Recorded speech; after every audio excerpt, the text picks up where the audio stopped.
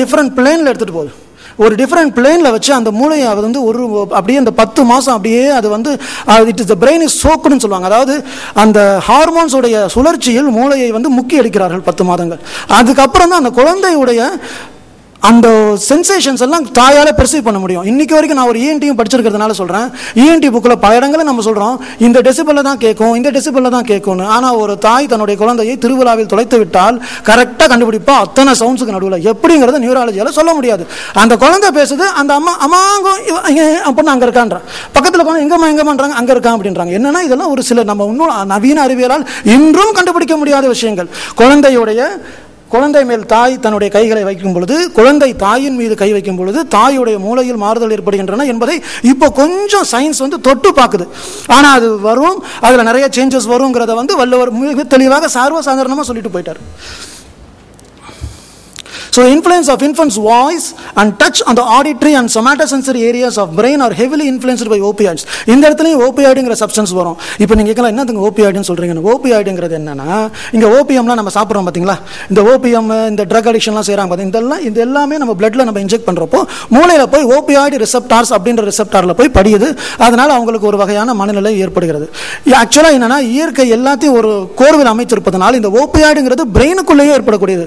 மூளையை பற்றி மிகவும் மிகவும் ஆழமாக செல்லும் பொழுது மூளை பல பிரச்சனைகளை தன்னோடு ஃபேஸ் பண்ணும் பொழுது தன்னையே அப்பப்போ ரிலாக்ஸ் பண்ணிக்கிறதுக்காக தனக்குள்ளேயே ஓபியாய்டு சப்ஸ்டன்சஸை செக்ரீட் பண்ணிக்கும். இந்த ஓபியாய்டு சப்ஸ்டன்சஸ் இந்த மூளைக்குள்ள சுற்றி வரும்பொழுது மூளை ரொம்ப ரிலாக்ஸ்டாக இருக்கும். அதனால தான் சொல்கிறோம், பயங்கர டென்ஷனாக இருக்குது, ஒரு கொஞ்சம் நல்ல இனிமையான மியூசிக்கை கேட்டால் எனக்கு எல்லா டென்ஷனும் போயிடும்னு. ஏன்னா he is addicted to the music. அவன் மியூசிக்கில் கேட்டுட்டு இருப்பான்.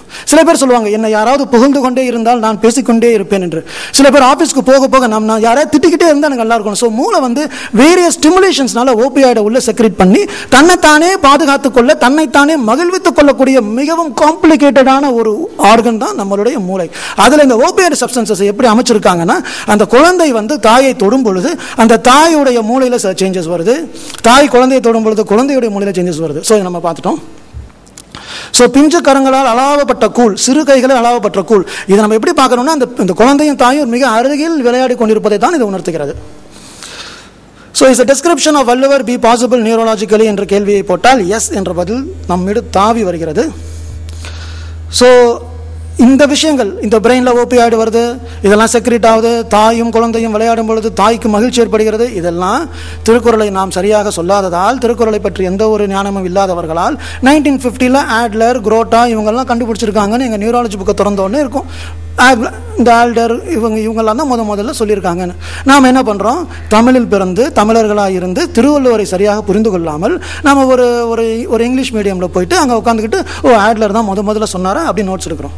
நாம தானப்பா சொன்னோம், நாம் சொல்லலை அவங்களுக்கு சரியா, நாமும் இன்னும் புரிஞ்சுக்கல. சரி, இப்போ ஃபைனலாக நம்மளோட டாபிக் லாஸ்டான விஷயத்துக்கு வந்துடுறேன். திருவள்ளுவர் ஒரு இடத்துல சொல்கிறாரு, வெர்பல் இன்ஜுரி, ஃபிசிக்கல் இன்ஜுரி அப்படின்றத பற்றி இப்போ நம்ம உள்ளே போவோம். தீயினார் சுட்டப்புண் உள்ளாரும் ஆறாதே நாவினார் சுட்டவடு. ஒருத்தனை நான் கூப்பிட்டு அடிச்சுட்டா கூட அவனுக்கு வலிக்கும், அவனை நான் திட்டினாலும் அவனுக்கு வலிக்கும், ஆனால் நான் திட்டினது தான் அவனுக்கு ரொம்ப வலிக்கும். இதுதான் வந்து ஒரு விஷயம். இது நம்ம வந்து 2000 வருஷமா இந்த திருக்குறளை பற்றி பேசிக்கிட்டு இருக்கோம். இது நம்ம எல்லாம் ஏற்றுக்கொள்கிறோம், மிக மகிழ்ச்சியாக இருக்கிறது. இந்த திருக்குறளை பற்றி எந்தவித ஒரு ஞானமும் இல்லாமல் ஆஸ்திரேலியாவில் அமெரிக்காவில் இருக்க 2 சயின்டிஸ்ட்டு அவங்களுக்குள்ள பேசிக்கிறாங்க. ஏன்பா அடிச்சா வலிக்குமா திட்டினா வலிக்குமான்னு தெரியலப்பா, நம்ம ஒரு ஸ்டடி வேணா பண்ணி பார்க்கலாமா அப்படின்னு சொல்லிட்டு அவங்க வந்து ஒரு ஸ்டடி பண்ணுறாங்க. என்னன்னா, இந்த ஸ்டடியை வந்து 2008 ஜேர்னல் ஆஃப் சைக்காலஜிக்கல் சயின்சஸில் இதை பப்ளிஷ் பண்ணுறாங்க அவங்க 2 பேரும். வாங்க. அதாவது when hurt will not heal, exploring the capacity to relieve social and physical pain, International Journal of Psychological Science 2008 இந்த ஆர்டிக்கலை பப்ளிஷ் பண்ணுறாங்க. 2 மேல்நாட்டு அறிஞர்கள், அவங்களுக்கு திருவள்ளுவரும் தெரியாது திருக்குறளும் தெரியாது, அவங்களா ஒரு ஸ்டடி எடுக்கிறாங்க. ஒரு 50 பேரை கூப்பிட்டு அவங்களுக்கு நம்ம ஃபிசிக்கல் இன்ஜுரி கொடுப்போம், ஒரு 50 பேருக்கு நம்ம வெர்பல் இன்ஜுரி கொடுப்போம், ரெண்டையும் கம்பேர் பண்ணிட்டு எது சிறந்ததுன்னு சொல்கிறோன்னு. அவங்களுடைய கன்க்ளூஷனில் என்ன வருதுன்னா, வள்ளுவர் சொன்னது வருது.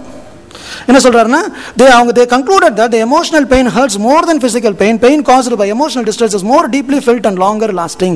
இது அவன் வந்து கன்க்ளூட் பண்ணி ஜர்னல்ல போடுறான். வெளிநாட்டுக்காரர்கள் கைதட்டுகிறார்கள், ஒரிஜினல் ஃபைண்டிங்னு. ஆனா அவன் வந்து 2000 வருஷம் முன்னாடி நம்மளுடைய வள்ளுவர் சர்வசாதாரணமாக எழுதி விட்டு சென்ற ஒரு அழகான ஒரு கான்செப்ட். அது இன்னும் 5 நிமிஷம் முடிச்சிடறேன். ஸோ இப்போ நீங்கள் கேட்கலாம், எதுக்காக ஏன் இன்னொரு முக்கியமான விஷயத்தை நான் உங்களுக்கு சொல்லணும். நியூராலஜி பற்றி வள்ளுவர் சொல்கிறாருன்னு நான் சொல்லிட்டேன். அவர் ஒவ்வொரு இடமா நியூராலஜி டச் பண்ணி வர்றாரு. அம்மாவுக்கும் குழந்தைக்கும் அந்த நியூராலஜி பற்றி சொல்கிறாரு. அதுக்கப்புறம் அந்த வாய்ஸ் பெர்செப்ஷன் அதை பற்றி சொல்கிறாரு. பெயின் பெர்செப்ஷன் இதை பற்றி சொல்கிறாரு. ஏன் இதெல்லாம் அவர் டச் பண்ணுற ஏரியாஸ் எல்லாம் நீங்கள் பார்த்தீங்கன்னா ஒரு ஏரியாவும் நியூராலஜியில் ரொம்ப காம்ப்ளிகேட்டடான ஏரியாவை மட்டும்தான் தொட்டுட்டு வர்றாரு. அதுதான் வள்ளுவர். நியூராலஜியை தொட்டு வரவில்லை, நியூராலஜியை ஆசீர்வதித்து வந்துள்ளார். அவர் எதையும் தொட்டு வரவில்லை, ஆசீர்வதித்து வந்துள்ளார். நீங்கள் பார்த்தீங்கன்னா ஈக்குவேட்டட் எக்ஸ்க்ளூஷன் வித் எக்ஸ்டிங்ஷன். ஏன்னா நம்மளுடைய எவல்யூஷன் படி மனிதர்களாக நாம் எவல்யூஷனில் வரும்பொழுது, மந்தைகளாக நாம் இருக்கும் பொழுது, ஒரு மனுஷனை வந்துட்டு நீ இந்த குரூப்பில் இல்லை நீ போயிரு அப்படின்ட்டு அவன் அப்படியே போய் அவன் அழிய வேண்டியதான். ஏன்னா அங்கெல்லாம் குரூப்பாக வாழ்ந்தோம். அதனுடைய தொடர்ச்சியாக இன்னைக்கு இருக்கிறதுனால தான் நம்மளை அடித்தா கூட நம்ம பொறுத்துக்கிறோம். நம்ம நீங்கள் இல்லை வீட்டுக்குள்ளே வராதுன்னு சொன்னால் அவனுடைய மனசில் ரொம்ப ஆழமாக போகும். ஏன்னா அவனுடைய மனநிலை ஃபிசிக்கல் இன்ஜுரியை கூட ஏற்றுக்கொள்ளும், வெர்பல் இன்ஜுரியை ஏற்றுக்கொள்ளாது. நீங்கள் பார்த்தீங்கன்னா எத்தனையோ குடும்பங்களில் மனிதர்கள் பேசிக்கொள்வதில்லை. என்னன்னு கேட்டால் திட்டாங்க அப்படின்ற வார்த்தை. அடிச்சுட்டாங்க அதனால நான் பேசுறது இல்லைன்னு சொல்கிறவன் ரொம்ப குறைச்சல், திட்டாங்க நான் பேசுறது இல்லைன்னு சொல்கிறவன் தான் ரொம்ப அதிகம். ஏன் இந்த மாதிரினா எவல்யூஷன் படி திட்டுறது தான் நம்ம மூளையில் ரொம்ப உரைக்கும், நம்ம ரொம்ப மன வருத்தப்படும். பிசிக்கல் இன்ஜுரி பெருசாக எடுத்துக்க மாட்டோம். அந்த நேரத்தில் வலிக்குமே தவிர அதுக்கப்புறம் அதை மறந்து விடுவோம். இது ஒரு நியூரலாஜிக்கல் எவல்யூஷனரி பயாலஜியுடைய ஒரு தத்துவம். So equated exclusion with extinction necessary to promote survival. ஒன்றாக இணைந்திருந்தால் தான் வாழ முடியும் என்ற ஒரு சூழலில் வளர்ந்த மனித இனத்தில் ஒரு மனிதனை நாம் விரட்டும் பொழுது அவனுடைய வெர்பல் இன்ஜுரி அவனை மிகவும் பாதிக்கிறது. இப்படின்னு நியூரலாஜிக்கலாக இப்போ எவல்யூஷனரி சயின்சஸ்லாம் சொல்றாங்க. ஏன் இந்த மாதிரி ரெண்டு வழியில் இந்த வழி வருதுன்னா மூளை அந்த வழியை ரொம்ப பெர்சீவ் பண்ணுது. ஏன்னா ஒருத்தனை விரட்டி விட்டால் அவன் அழிந்து போக வேண்டிய ஒரு கட்டாயத்தில் வளர்ந்த ஒரு இனம் மனித இனம் என்று சொல்கிறது. So Western literature first mentions that the concept of social pain அப்படின்ற ஒரு வார்த்தையே 1978 பென்ஸ்கெப் அப்படின்றவர் தான் சொன்னாருன்னு அவங்க சொல்றாங்க. சோஷியல் பெயின், அதாவது ஒரு கூட்டத்திலிருந்து ஒருத்தனை ஒதுக்குவது, சோஷியல் பெயின் அப்படின்ற concept. Social pain is a very serious issue, please take care of it இப்படிலாம் சொல்ல ஆரம்பிச்சது 1978. 2000 வருஷம் முன்னாடி வள்ளுவர் சர்வசாதாரணமாக சோஷியல் பெயினை டச் பண்ணி வந்திருக்காரு. So brain circuits for separation distress represent an evolutionary elaboration of an endorphin based pain network. மறுபடியும் endorphin இங்கே வருகிறது. So the function of emotional pain is வேகமாக முடிச்சுக்கிறேன் இந்த இடத்துல. ஓகே, ஃபைனலாக ஒரு இடத்துக்கு வரும், ஆட்டோனாமிக் நர்வஸ் சிஸ்டம். எங்கள் ப்ரொஃபஸர் சார் கூட இந்த குரலை சொன்னார். இந்த குரலை தாண்டி தான் வந்தார். அன்பிற்கும் உண்டு அடைக்கும் தாளவர்தம் ஆர்வலர் புண்களில் பூசல் தரும் அப்படின்ற மாதிரி. அன்பு எவ்வளோ முக்கியம் அப்படின்னு இந்த இடத்த உண்மையிலேயே நான் பிரமிச்சு போயிட்டேங்க. இந்த இடத்த பார்க்குறப்போ இது ரெண்டா உடைங்க, இந்த ரெண்டு லைனையும் ரெண்டா உடைங்க. ஃபர்ஸ்ட் லைனில் சொல்கிறார் அன்பிற்கும் உண்டோ அடைக்கும் தாள்.